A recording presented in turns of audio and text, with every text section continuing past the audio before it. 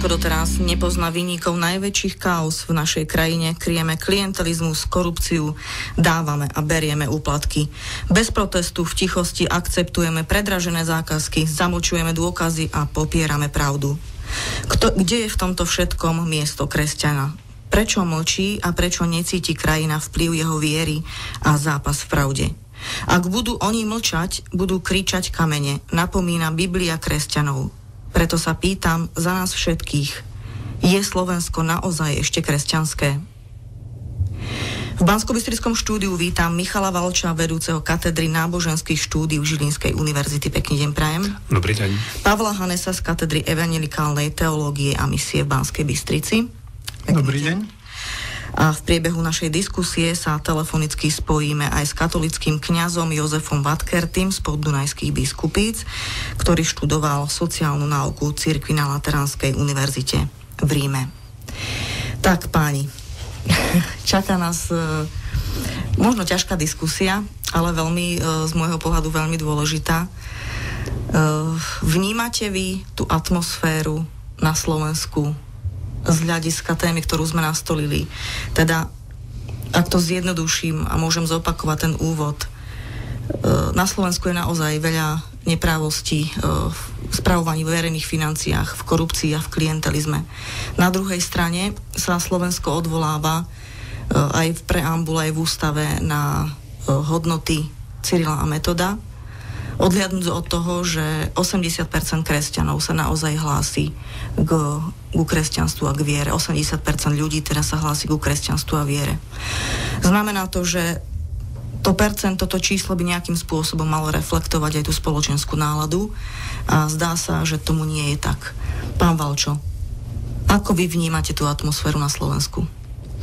Tak tá atmosféra je naozaj dusná a nepríjemná vzhľadom na tie problémy, ktoré ste pomenovali. To je bez debaty.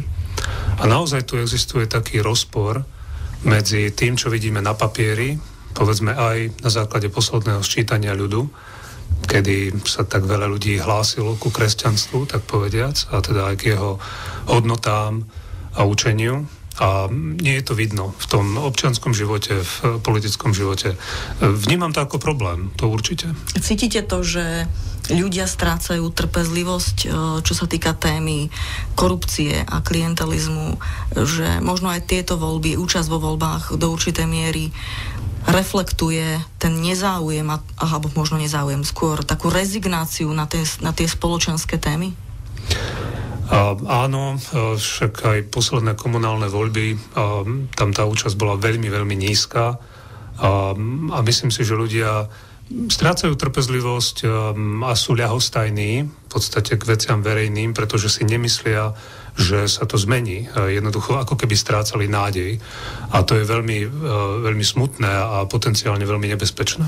Pán Hanes, aj politológovia komentujú túto situáciu nejak tak, že v podstate je dôsledkom rezignácie. Aj tie posledné voľby ukázali, že ľudia strácajú chuť, záujem o veci verejné. Váš pocit, váš komentár k situácii na Slovensku? Môj dojem je, že jedno veľké sklamanie nastalo. Ja som z generácia, ktorá veľmi intenzívne zažila nežnú revolúciu a tie nádeje, že sa veci radikálne zmenia, že budeme k sebe dobrí, že si budeme hovoriť pravdu a tak ďalej. A čím väčšie nádeje boli, tak sa mi zdá, že sme padli do veľmi hlbokého sklamania. Ja mám taký dojem, že hovoriť o tom, či to je alebo nie je kresťanské, je veľmi riskantné v tom zmysle, že kresťanstvo má také dve základné súčasti, ak to tak môžem povedať. Vy ste sama povedala, že kresťanstvo je viera. Viera znamená nejaké presvedčenie, nejaký svetonázor. A druhá časť, ak to ťažko hovoriť o častiach, ale použijeme slovo časť, je etika. To, že to robím. Ježiš veľmi jasne povedal, prečo ma voláte pánom, keď nerobíte, čo hovorím. To znamená, že už vtedy boli ľudia, ktorí povedali mu, ty si pán, ty to hovoríš pravdu, ale robili si, čo chceli. A povedať, že to neboli kresťania, je veľmi riskantné. Dobre, my to postupne, pán Hanec, rozdebatujeme. Poďme tak od základov úplne, aby to malo nejakú hlavu a petu, lebo bude to o diskusii. Budeme debatovať o tom, že nebola by som rada, keby to bola nejaká hodinka veľmi skeptická, ale skôr zamýšľať sa nad tým, kde sú tie príčiny a možno sa zamýšľať aj nad určitými východiskami. Takto. Prvý môj záujem a zisťovanie sa týka toho, či Slovensko má určité také legislatívne predpoklady na to, aby sme mohli byť korektnou krajinou a či teda odzrkadluje, keď sa už odvolávame na toho Cyrila Metoda, či odzrkadluje legislatíva do určitej miery desatoro. Môžeme teda povedať, že je tu vytvorený taký pozitívny základ, dobrý základ legislatívny, pán Valčo? Ja si myslím, že áno. Myslím si, že naše zákony aj naša ústava odráža tie základné aj kresťanské princípy. Nevidím tu legislatívny problém, vidím tu skôr problém ľudského svedomia, problém, ktorý sa týka nás všetkých ľudí. Viete, veľmi ťažké je vybudovať demokraciu bez demokraticky zmýšľajúcich ľudí, bez ľudí, ktorí majú určitý pocit zodpovednosti za občiansku sféru, za veci verejné, bez ľudí, ktorí majú aspoň základné také elementárne princípy slušnosti vžité v sebe. A ja si myslím, že sa ešte stále pasujeme s takým nepríjemným dedičstvom minulosti, kedy tá totalitná doba z nás ako si tak vykorenila taký skutočný záujem o veci verejné, aj skutočnú zodpovednosť, ktorú ľudia mali niesť za svoje životy, za spoločnosť. Spoliehali sme sa skôr, povedzme, na ruku vlády, ruku štátu, ktorý zabezpečoval veci, dával nám ideológiu, ktorú máme veriť a tak ďalej. A potom, keď sa zmenila ústava, v podstate z roka na rok, a bola prijatá demokratická ústava, bol prijatý nový legislatívny rámec, tak jednoducho to myslenie ľudí sa nezmení zo dňa na deň. Takže demokracia bez demokratov nemôže fungovať. A myslím si, že toto je náš problém. Znamená to, že demokracia oproti totalite je náročnejšia v tom, že človek je slobodnejší a tá väčšia zodpovednosť a váha je na ňom. Pán Hanec, môžeme to tak povedať? Presne tak. Ja súhlasím s kolegom. Podľa môjho názoru tiež máme veľmi dobré zákony.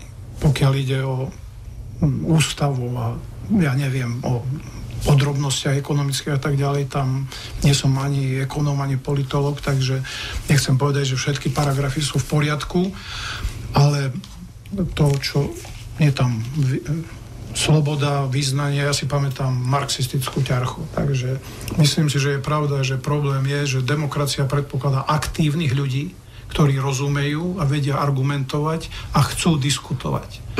Mám dojem, že u nás diskutujú tí, ktorí nemajú argumenty, ale sú nervózni alebo emocionálne tak vybudení, že začnú kričať. Nechcem každého obviňovať, ale to je môj dojem. V preambule Slovenskej ústavy, už som to spomínala, sa naozaj odvolávame na cyrilometodské duchovné dedičstvo.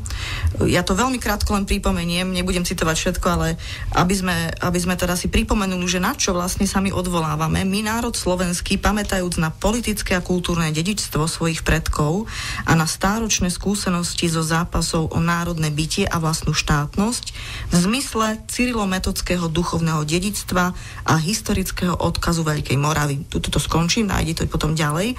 Čo to znamená, že my sa odvolávame na Cyrila Metoda?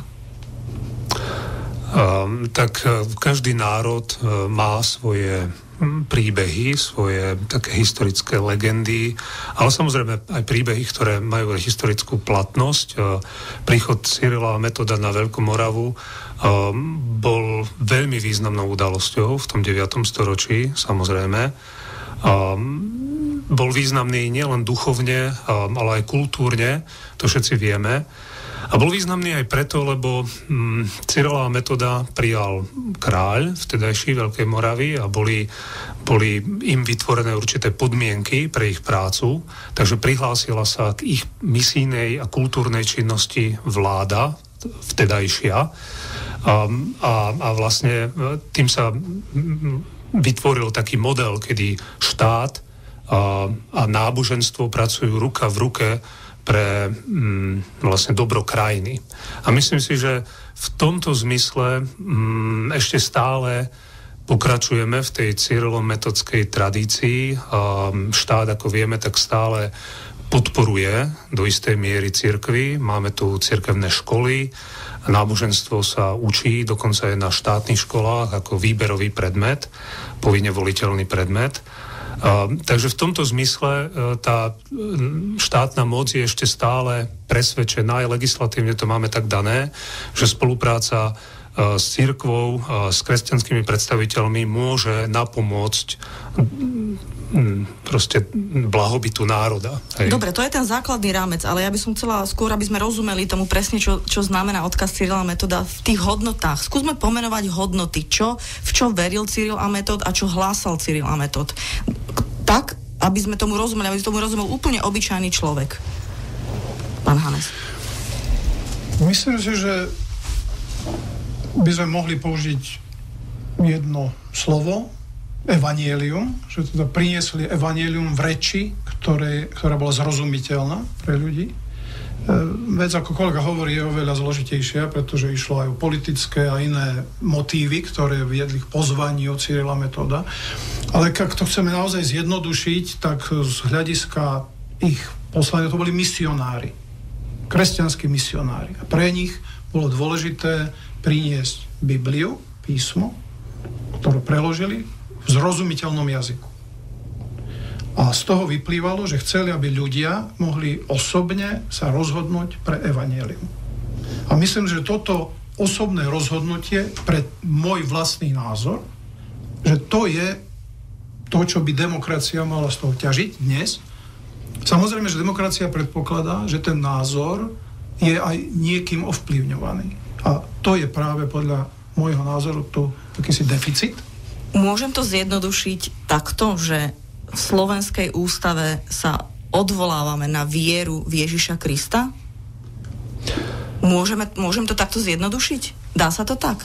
Ja by som povedal, ak by sme sa spýtali Cyrila a Metoda, tak áno. To znamená, že Slovensko má ambíciu žiť kresťanské hodnoty, žiť hodnoty Ježiša Krista, odvoláva sa k ním a máme preto právo pýtať sa, či ich žijeme? No, určite máme právo pýtať sa, či ich žijeme a byť kritický k veciam, ktoré vidíme okolo seba. To určite áno. A myslím si, že všetci budeme súhlasiť, keď sa pozrieme okolo seba, že v spoločnosti sa deje veľmi veľa vecí, ktoré idú v ostrom protiklade proti tomu, k čomu sa odvolávame. Však na tie hodnoty Cyrila, Metoda, kresťanstva, učenia Ježiša Krista. To bez debaty. To len preto ten diskurs, aby posluchači, ktorí nás počúvali, do určitej miery dokázali možno, alebo aby sme my odôvodnili, prečo sa vôbec touto otázkou zaoberáme. Prečo sa zaoberáme vôbec tým, že či je Slovensko kresťanské alebo nekresťanské. Pretože samozrejme na Slovensku ľudia žijú aj ľudia inej viery, iného náboženstva. Sú tu aj ľudia, ktorí sa nehlásia k žiadnej viere. Ale prečo vôbec táto otázka? Naozaj Slovensko sa hlási oficiálne k hodnotám kresťanským a hodnotám evanjelia. Preto aj táto otázka. No ale poďme teraz už konkrétne rozobrať ten náš problém a to je tých 80% kresťanov. Znamená to teda, že kresťania sú na úradoch, ministerstvách, lekári, politici, právnici, sudcovia, prokuratúra. Kresťania sú úplne všade. A na všetkých týchto úrovniach je korupcia, klientelizmus. Vo verejnej oblasti, v samosprávach, či už malých alebo veľkých, sa kradne.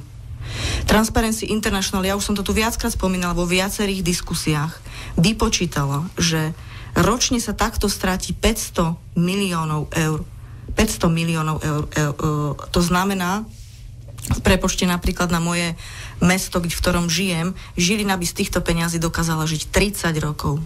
30 rokov. A nepotrebovala by žiadne dotácie.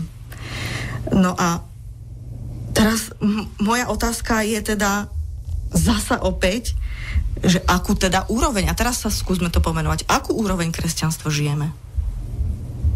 No, ja si myslím, že to, čo vidíme okolo seba, je obrovská devalvácia toho pojmu kresťanstvo. Keď kresťanstvo vznikalo v tých prvých storočiach dejín, tak krycí názov pre kresťanstvo bolo slovo cesta. Hodos po grécky, cesta. A tým bolo myslené, že je to spôsob života. Ja nasledujem Krista, som Kristovec. konám tak, ako by konal on, teda v láske, odpúšťajúcej láske, v sebaobeti a tak ďalej.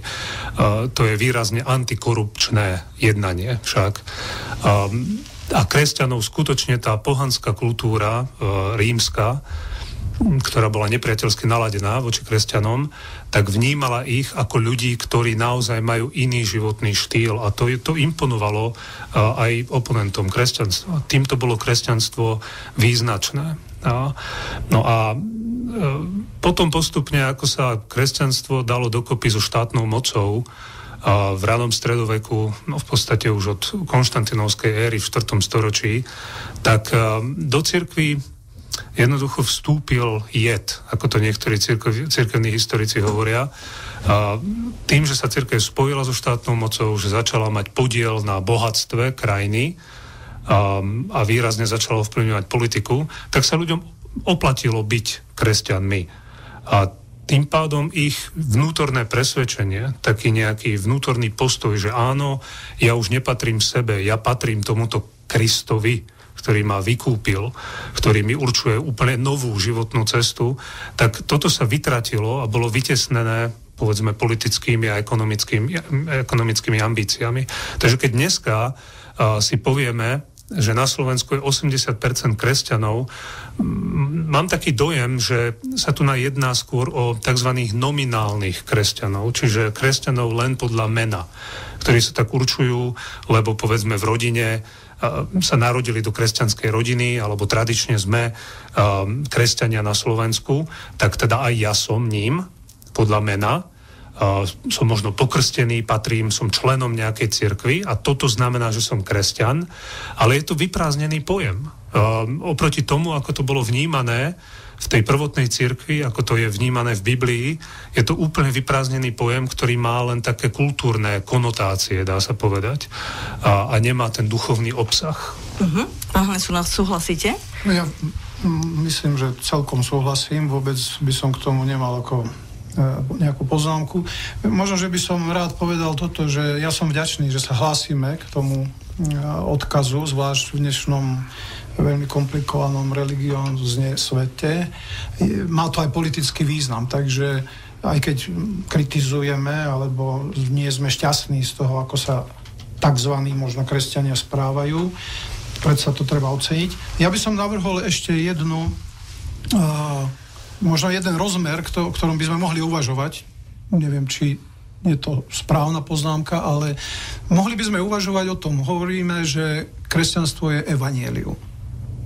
Evanjelium hovorí o živote po smrti. Nie len o tomto živote. O zabezpečení toho, že keď zomriem, tak mám spásu.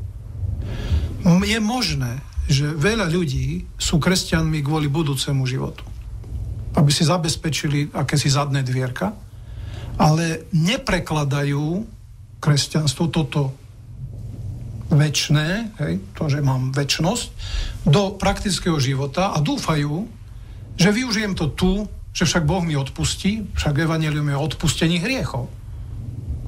No ak je to možné odpustiť, tak ja si tu užijem to, čo sa Biblia nazýva hriech, a potom mi to Boh odpustí a budem mať večnosť.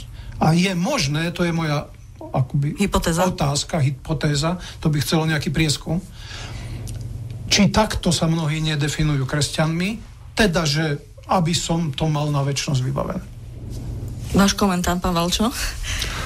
No, tak ja súhlasím, že mnohí ľudia môžu takto zmýšľať, samozrejme. Je to veľmi nepresné uvažovanie o kresťanstve. Ale áno, brať to ako takú životnú poistku, hej, na večnosť. Tak som pokrstený, prešiel som cez určité, povedzme, sviatostné rituály cirkvi a mám taký biankošek. A môžem tým pádom žiť svoj život aj veľmi zlým a nepoctivým spôsobom, lebo už patrím do tej schémy a bude mi nakoniec odpustené. Je to karikatúra kresťanstva. Štatistiky generálnej prokuratúry z rokov 2001-2012 hovoria, že za korupciu nebol odsúdený ani jediný človek. Už som to tu tiež viackrát spomínala v diskusiách. Za prvej cirkvi do roku 313, kým neboli kresťania uznaní ako oficiálne náboženstvo císarom Konštantínom, hádzali kresťanov levom. To sú známe príbehy, ktoré odznievajú aj z kazateľníc. A to len preto, že ľudia sa odmietli vzdať viery v Ježiša Krista. Bol to neuveriteľný prejav a krok viery a v podstate tam išlo o život. V dnešnej dobe v boji za pravdu v oblasti boja proti korupcii vplyv kresťanov je cítiť minimálne, musím povedať. Aspoň tak ja pracujem v tejto oblasti a takto to vnímam subjektívne. Chýba nám odvaha pri odhaľovaní krivd a poukazovaní na ne.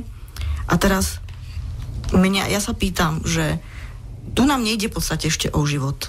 Tým ranným kresťanom išlo o život. Boli schopní ísť do toho kolosea, postaviť sa levovi z očí v oči a prišli o život. Nám nejde o život. Kde sa stratila tá odvaha? Táto otázka má viacero rozmerov, si myslím. Ale jeden z tých rozmerov je, že mnohé kresťanské spoločenstvá, však vieme, že tu máme viacero registrovaných cirkví, denominácií, ale mnohé z nich si nemyslia, že ich prvoradou úlohou je zápasiť o dobro tohto sveta. A to hovorím s ťažkým srdcom, hovorím to ako bohužiaľ, ich teológia, ich presvedčenie, o čom ich kresťanská viera je zamerané skôr na pestovanie vlastnej zbožnosti a na, povedzme, zabezpečenie si večného života v nebi. A hovoria si, že tento svet je buď príliš hriešný, alebo príliš cudzí, my mu nerozumieme, bojíme sa ho a ani nevnímajú svoju úlohu, že majú zápasiť o dobro tejto spoločnosti, sekulárnej spoločnosti. A tu vidím veľký problém. To je zlá teológia, je to neverné chápanie kresťanstva. Ale tuto by som videl jeden problém.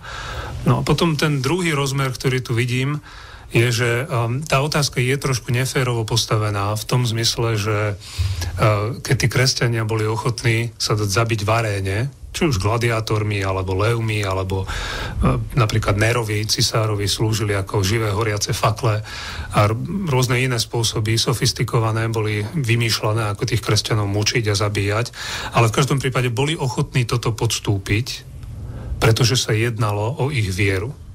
Jednalo sa o to, či zaprú svojho spasiteľa, Ježiša Krista, alebo či zostanú verní až do smrti, k čomu boli vyzývaní kázňami a svojim chápaním kresťanskej viery.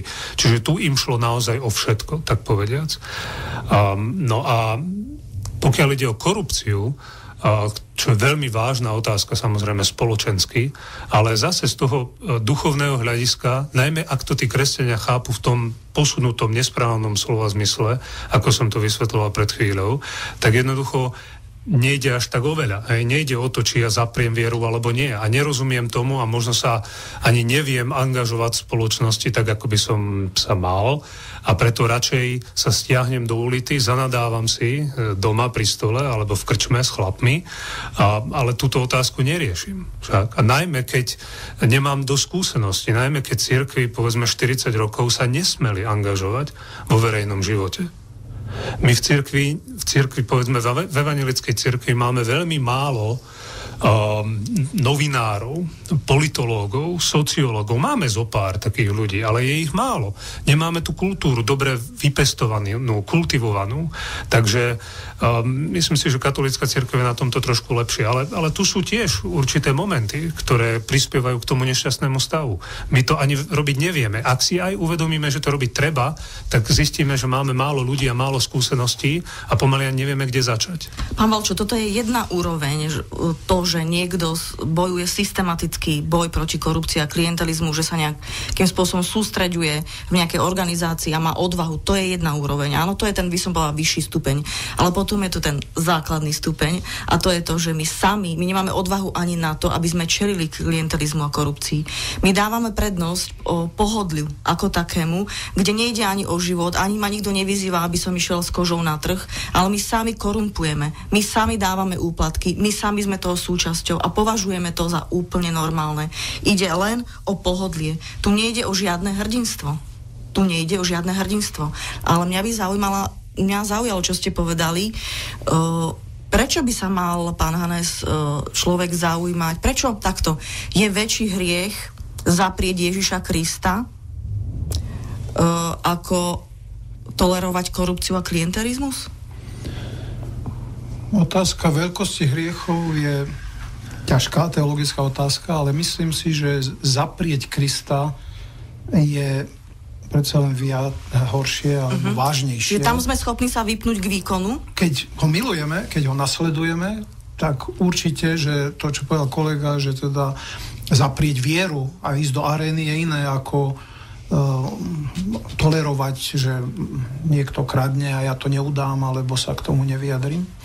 Mne sa zdá, že my, ak môžem k tomu niečo dodať, ja súhlasím s tým, čo hovorí kolega, len sa mi zdá, že Slováci máme dlhodobo, to je samozrejme počas marxizmu a toho obdobia sa to veľmi zosilnilo, ale pasivitu v politike. My máme také porekadlo, politika je panské huncúctvo. A mám dojem, že chýba nám preklad kresťanského života alebo teológie do praktickej politiky. Že teda čo kresťan môže múdro robiť, keď to vezmem veľmi osobne. Lebo otázka je, ja som kresťan, cítim sa kresťan. Pán Boh vie, že ako to je, ale tak keby sa ma niekto pýtal, tak sa hlásim, že som kresťan. Otázka je, ozvem sa vždy, keď vidím korupciu? Ale vy ste to postavili, že prečo hneď do politiky? No, politika, sociológia, kultúra, nemyslím hneď politika v zmysle angažma v nejakej strane. Áno, a ja nastolujem otázku nie do politiky, ale do bežného osobného klasického života. Jasne. Dokážem čeliť bežnej ponuke korupčnej klientelizmu. Áno, to znamená v nemocnici alebo kde. Áno. No v nemocnici to je tiež také, také citlivé, ale niekde inde, dajme tomu, hej, kde nejde o život, kde nejde o život, napríklad. Jasné, ja som tým nechcel vypichnúť. Áno. Ale ak máme takýto 1000-ročný pocit, že pasivita je výhodnejšia, pretože keď ste aktívni a ozvete sa, dostanete len po ústach alebo po prstoch, tak to vyžaduje preklad toho kresťanstva, že teda keď verím, som kresťan a hlásim sa k tomu, má to pokryť celý môj život. A nie len kostol, alebo večernú modlitbu, alebo nejaké hlásenie sa niekde. A mám dojem, že tam my teológovia, alebo farári, kazatelia, v istom zmysle máme akýsi dlh. Je horšie, ja to zopakujem znova, možno pre niekoho absurdnú otázku a možno vyhrotenú otázku, ale opýtam sa to, je horšie zaprieť Ježiša Krista ako podľahnúť ponuke korupcie a klientelizmu? Odpoviem veľmi priamo na tú otázku, ale ešte predtým, ako priamo odpoviem, tak poviem, že každé moje korupčné jednanie, každé moje neláskavé jednanie je svojím spôsobom zapretím Ježiša Krista. Ale kresťan, keď už to ide naozaj do tuhého, a je to existenciálne priamo otázka života a smrti, tak áno, v Biblii sa priamo spomína, kto ma zaprie pred ľuďmi, Ježiš hovorí, toho ja zapriem pred svojím nebeským Otcom. A toto bol v ranej cirkvi a v podstate je doteraz v kresťanstve považovaný za v zásade možno až neodpustiteľný prečin, keď v rozhodujúcej chvíli nevydám to svedectvo, hej, a radšej zachraňujem svoj život alebo svoju česť, tak je to proste veľmi, veľmi vážna vec. Keď podľahnem korupcii a klientelizmu alebo zneužijem verejné zdroje, preneverím sa pravde. Možno tak povedať? Áno. Ježiš Kristus hovorí, ja som cesta, pravda a život. Ja som pravda. Bez pravdy nie je možné žiť evanjelium. To je tak. S tým sa dá len súhlasiť. Ja aj s kolegom súhlasím, že teda to nesmie znamenať, že nejak oslabujeme vážnosť toho, že kresťan, ktorý sa hlási ku Kristovi, to nerobí. Ježiš to veľmi jasne povedal, že teda kto ho volá pánom, má ho poslúchať. Ja vás poprosím, aby sme si dali slúchadlá na uška, pretože na telefonickej linke by sme mali mať už nášho tretieho hostia, pána Jozefa Vatkertyho z Podunajských biskupíc, katolického kňaza. Počujeme sa? Áno. Pekný deň vám prajem, som rada, že sme sa s vami spojili. Pán Vatkerty, počúvate našu diskusiu? Áno. Aký je z nej dojem, povedzte? Mám veľmi dobré dojem, ako v podstate súhlasím s tým, čo bolo povedané. Možno iba jednu vec k tej vašej otázke by som doplnil, ktorú ste sa pýtali, že či je väčší hriech zaprieť Ježiša Krista ako korupcia. To si treba uvedomovať to, že najväčší problém vlastne najväčšia ťažkosť je žiť každodennosť. Čiže niekedy človek sa dokáže hrdinsky urobiť nejaký veľký skutok, ale žiť hrdinsky každodennosť je dosť ťažké. A vlastne najväčšie pokušenia sú práve v tom, že urobiť také drobnúčlinké kompromisy, ktoré postupne človeka zvedú na ceste. Čiže zlý nás nedokáže z jedného dňa na druhý nahovoriť na to, aby sme zapreli Boha. Ale to, aby sme urobili drobné kompromisy, to už dokáže. A preto vlastne v tomto sme omnoho viac zraniteľnejší. Toto by som ešte možno k tej diskusii doplnil. Keby som si vás pýtala, že ako vy vnímate, akú úroveň kresťanstva žijeme na Slovensku? Tak ono veľmi ťažko takto... Aj z pohľadu tej našej témy, že naozaj bojujeme s tým neduhom klientelizmu a korupcií a zneužívanie verejných prostriedkov, toho nezáujmu o verejné veci. Súhlasím s tými predrečníky, ktoré boli povedané, že viac menej mnohí z nás sú formálni kresťania, čiže vlastne áno, tým, že som pokrstený, som Božie dieťa a Boh sa za mňa v živote hanbiť nebude. Čiže toto je úžas na Bohu, že on je verný svojmu rozhodnutiu a keď raz si ma vybral za svoje dieťa, tak on vždycky sa bude ku mne hlásiť ako jej dieťa. Čiže som kresťanom. To, že či už tú svoju vieru žijem a či som len formálnym kresťanom alebo zvykovým, tradicionálnym, tak to už je dosť závažná diskusia. Žiaľ, a toto nám veľmi chýba, aby sme skutočne dokázali tú našu vieru dať vedieť aj v konkrétnom každodennom živote. Tu si ešte treba uvedomiť, že my veľmi často vieru vnímame ako len nejaký súbor pravidiel, musím ísť nedeľu do kostola a tak ďalej. Tu ale si treba uvedomiť, že Benedikt XVI veľmi pekne hovorí, že viera nie je nasledovanie predpisov nejakého náboženstva, ale je to osobný vzťah. Ale ja keď mám osobný vzťah a keď niekoho milujem, tak sa snažím žiť podľa jeho vôle. A k tomuto sme my tu na zemi pozvaní, aby sme sa dokázali dorastať do toho, aby sa dokázali prijímať Božiu vôľu a žiť podľa nej. A Božia vôľa vlastne je, aby sme milovali blížnych. A tú lásku prejavujeme aj tým, že som spravodlivý. A základom spravodlivosti je aj to, že jednoducho nechovám sa korupčne, čím vyhľadávam len svoj osoch na úkor osoch niekoho iného. Pán Vatkerty, my sme tu hovorili o tom rozmere, že už dnes nám chýbajú také tie hrdinské príklady prvých ranných kresťanov, ktorí čelili naozaj boju o život. To je jedna vec. Ale druhá vec je, že naozaj kresťan nezvláda aj tie tú základnú úroveň, že nedokáže čeliť alebo nedokáže sa ubrániť prejavom klientelizmu a korupcii a že príjme tú ponuku na určitú výhodu, kde mu nejde v podstate o nejakú veľkú, o život tam vôbec nejde, ale ide o nejakú takú, ako by som povedal, o nejaké pohodlie, hej, skvalitniť si život vo svojom okolí alebo vo svojej rodine, vo spoločenstve. A vy sa stretávate s ľuďmi v spovedelniciach. Pôjdem tak citlivejšie a osobnejšie.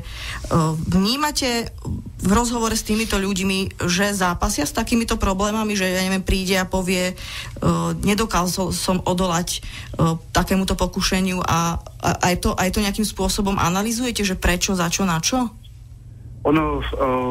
Problém je v tom, že hrdinovia nám nechýbajú, len o nich nevieme. Sú mnohí ľudia, ktorí riešia veľmi vážne diskusie a veľmi vážne, vo svedomí si to riešia ako veľmi vážnu vec, kde jednoducho on má alternatívu. Buď sa bude správať korupčne, alebo jednoducho príde o zamestnanie, alebo musí skončiť svoje podnikanie. Čiže skutočne niektorí riešia dokonca aj na úrovni existenčnej túto svoju situáciu, kde jednoducho, ak chce zostať na trhu a chce mať zákazky, tak buď sa prispôsobí, alebo jednoducho vypadne a skrachuje. A teraz v tejto situácii, ako sa rozhodnúť? Takýchto problémov riešim s mnohými ľuďmi dosť veľa, samozrejme na tých osobných rozhovoroch, takže je dostatok citlivých ľudí, ktorí toto vnímajú. No práve kresťan by mal byť ten, ktorý by mali v tomto smere príkladom. Ja viem, že to vyzerá od stola také moralizovanie, ale práve Ježiš Kristus bol ten, ktorý ukázal, že treba byť odvážny v takýchto momentoch a dokázať možno dôverovať Bohu a ísť do takéhoto rizika aj na úkor možno straty zamestnania, toho pohodlia. Samozrejme, človek je pozvaný v mnohých situáciách urobiť aj hrdinstvo, lenže potom niekedy sú tam také dilemy, kde jednoducho človek si povie, že teraz ostať tam, neostať tam. Ak to nebudem ja robiť, tak to príde robiť niekto iný, ktorý to bude o mnoho horšie robiť. A toto sú zase nejaká, samozrejme, to neospravedlňuje opäť, ale nie je to až tak úplne jednoduché a jednoznačné, ako by sa to na prvý pohľad mohlo zdať. Samozrejme, ak príde k nejakému zlomovému momentu, tak človek musí mať odvahu, kresťan, je dôležité, aby mal tú odvahu urobiť aj rozhodnutie, ktoré je veľmi ťažké a proste možno príde o to zamestnanie alebo proste o tú zákazku. Pán Vatkerty, do akej miery si myslíte, že podiel viny na dnešnom stave má súčasná cirkev? Vy zastupujete katolícku cirkev, tak vás poprosím možno za toto spoločenstvo. Žije katolícka cirkev skutočne hodnoty evanjelia po tej stránke, že dáva prednosť, dajme tomu skromnému životu pred pohodlím, je dostatočne otvorená, kritická sama k sebe a vie si priznať aj vlastné zlyhania? Je známe napríklad, že zástupcovia katolíckej cirkvi sa doteraz verejne nevyjadrili k zisteniam zneužívania cirkevných peňazí v Trnavskej diecéze pod vedením vtedajšieho biskupa Jana Sokola a závažné fakty, ktoré dá sa povedať, že doteraz nik nespochybnil, vyšli na verejnosť popri kauze Bezák. A ja sa musím opýtať, že či môžeme v takomto prípade hovoriť o príklade pokory a živote v pravde zo strany cirkvi. Tu tiež by som troška rozlišoval. Jedna vec je, že situácia v Trnavskej arcidiecéze sa mi zdá, že je stále v prípade šetrenia ešte žiadne nejaké obvinenie nebolo znesené. Čiže ak sa šetrenie dokončí, tak vidieť to aj v ráznosti a záležitosti pápeža Františka, akým spôsobom rieši mnohé prípady, či už podobné, alebo nejaké morálne prehrešky. Aj Benedikt riešil tieto prípady, takéto prípady dosť rázne a razantne, takže je zo strany cirkvi je pripravená riešiť túto situáciu, keď bude treba, ale zatiaľ vravím, neviem, že by tam bolo nejaké preukázané, takže je to v štádiu šetrenia. Pán Vatkerty, nemáte pocit, že takéto postoje sú do určitej miery takým alibizmom, ktoré vedú ľudí k takej rezignácii? Práve takéto postoje, pretože dovoľte mi povedať, že naozaj v tomto prípade tam boli jednoznačné dokumenty, informácie, fakty, ktoré nespochybnil do dnešného dňa nik a ja myslím, že aj tam boli znesené už obvinenia. Žiaľ, katolícka cirkev nezaujala k tomu stanovisko. Ja by som nechcela túto kauzu rozoberať. Ide mi len o princíp, že mať odvahu sa pozrieť pravde do očí a možno z očí v oči povedať, zmýlil som sa, prepáčte, je mi to ľúto.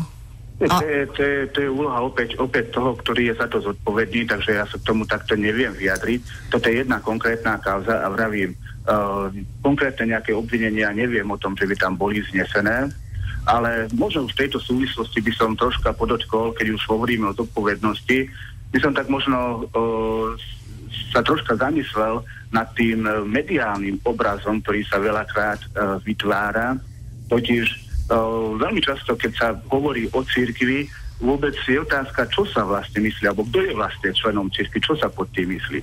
Čo sa myslí na hierarchiu, ale členmi cirkvi nie je len hierarchia, ale sú to aj každý, ktorý je pokrstený, je členom cirkvi. To je prvá vec. A druhá vec je, že veľmi radi sa škandalizujú mnohé veci v cirkvi. Samozrejme, pokiaľ sú problémy, treba na ne poukázať, treba to riešiť, nemôže sa to zamiesť pod koberec, ale žiaľ, veľakrát ľudia, keď počujú o cirkvi v médiách, tak väčšinou len niečo negatívne. A tým pádom potom aj nejaký morálny kredit toho sa stráca. Keď sa ozve cirkev nejakej veci, ktorá nie je správna a nie je dobrá, tak okamžite sa poukazuje na to, že ale čo cirkev, akým právom toto kritizuje, veď nech sa pozrie do svojich vlastných radov, ona sama toto a toto robí a nezvláda to, tak akým právom má hovoriť do týchto vecí. Takže možno aj toto je jedna z oblasti, na ktorou by sa oplatilo troška. No, dovolím si tak trošku s vami nesúhlasiť, pretože práve Slovenský rozhlas je príkladom toho, že odznieva tu veľmi veľa informácií, správ a publicistických materiálov o pozitívnych príkladoch aj práve z komunít kresťanských a Slovenský rozhlas je v tomto, by som povedala, číslo 1. Ale veľmi pekne vám ďakujem, pán Vatkerty. S týmto súhlasím ako s Slovenským rozhlasom, ako v tom máte pravdu, za to vám, ale myslím žiaľ na ostatné mnohé médiá, ktoré sú, ale pravím, nejde tu teraz o to, aby sme sa obviňovali, vôbec to nemá absolútne žiadny zmysel a význam. Ide tu skôr o to, že potrebujeme vnímať pravdivý obraz a troška v našej spoločnosti je kríza autority a nemáme nejaké osobnosti, na ktoré by sme sa mohli odvolať a je to aj tým, nie je to teraz len v pozícii cirkvi, ale je to aj v pozícii nejakej inej osoby, ktorá ako náhle sa nominuje do pozície nejakej autority, hneď sa ide do pozície škandalizácie. A toto je vlastne aj prípad toho, že prečo Slováci nemôžu byť na nejakú osobnosť hrdí, či už historickú, lebo vždy sa nájde niečo, kvôli ktorému sa kompromituje. Pán Vatkerty, veľmi pekne vám ďakujem, že ste boli ochotní sa s nami spojiť a prispieť do našej diskusie. Prajem vám pekný deň. Do počutia. Páni v štúdiu, pán Valčo, na vás tá istá otázka. Do akej miery si myslíte, že cirkev má podiel na súčasnom stave spoločnosti? Vy zastupujete každý svoju vlastnú cirkev. Pán Valčo, vy ste z Evangelickej cirkvi Augsburského vyznania, dobre hovorím? Áno. A pán... áno, vy zastupujete cirkev... Bratská jednota baptistov. Baptistov, áno. Tak skúste jeden, ktorý z vás skôr. Pán Valčo, nech sa páči. Cirkev má prorockú úlohu v tejto spoločnosti. To znamená, že musí upozorňovať na bezprávie, musí upozorňovať na krutosti, ktoré sa páchajú. A keď tak nerobí v kázniach, tlačených materiáloch, vyhláseniach, tak zlyháva. Lebo toto je jej úloha. To je jeden z dôvodov, prečo ostala na svete. Cirkev tu nie je len preto, aby si chránila svojich, kázala evanjelium, prisluhovala sviatosti, vyučovala katechézu svojich cirkevníkov. To je samozrejme podstata, ale popri tom má túto prorockú úlohu. A ja si myslím, aj keď sa to... Teraz budem trošku zovšeobecňovať, ale myslím si, že sme slabo chápali tejto svojej prorockej úlohe, doposiaľ, povedzme za posledných 20 rokov. Neboli sme dosť výrazní v kritike tých vecí, ktoré sa okolo nás dejú a viac sme sa upínali na, povedzme, ten duchovný obsah nášho kresťanského života a nevideli sme dostatočne presah do občianskych, spoločenských problémov. A toto vnímam ako zlyhanie. To je jedna vec, ale mňa zaujíma práve taký ten ľudský, bežný, obyčajný postoj otvorenosti, pravdivosti, priznania si chyb. To je najťažšia vec, ktorú ja považujem teda veľmi kľúčovú. Samozrejme, to nie je otázka len cirkvi, ale osobných príbehov, že človek má problém priznať si chybu, verejne už to bôž, ale cirkev by možno mala aj v tomto smere príkladom a keď pôjde príkladom, možno viac odvahy naberú aj ľudia sami. U vás je to ako, pán Hannes, vo vašej cirkvi? Máte pocit, že ste dostatočne otvorení a kriticky voči sebe? No určite súhlasím s vami, že niečo tu nie je v poriadku, že cirkev je pasívna. Myslím teraz nie organizácia jednej cirkvi nejakej. A keď hovorím o nás ako malej cirkvi Bratská jednota baptistov. My sme sa naučili žiť v gete, dá sa povedať, za socializmu alebo za toho obdobia. A do istej miery sa to nás drží, aj keď znovu by sa dalo povedať... No, čo to znamená, že žijete v gete? No už nie, ale naučili sme sa to v minulosti. Aha. A odúčame sa to, takže ja by som nerád, ale keď chcem byť veľmi adresný, tak musím povedať za seba. A to naučiť sa žiť v gete je, možno by sa dalo povedať, to je samozrejme metafora, nie v skutočnom gete. Jasné. Za múrmi kostolov, modlitevní, mladí ľudia to už nerobia, dá sa povedať, že idú aj do ulic a hovoria so svojimi známymi priateľmi, takže neraz by som to celkom zovšeobecnil, ale je to dedičstvo minulosti, akési pasivity. Takže odpoveď na vašu otázku je áno, pokiaľ ide o naša cirkvička je malá v tomto zmysle u nás, takže nejakú veľkú zodpovednosť za Slovensko Dobre, ale prijímať. Cirkev ako otvorená organizácia v zmysle zlyhám, predstúpim pred veriacich, zlyhám, ospravedlňujem sa, prepáčte, mal som s tým problém. Sú takéto príklady? Vieme toto? Lebo myslím, že toto práve otvára srdcia ľudí a práve cez túto cestu ľudia nachádzajú odvahu k takým nejakým možno aj hrdinským činom.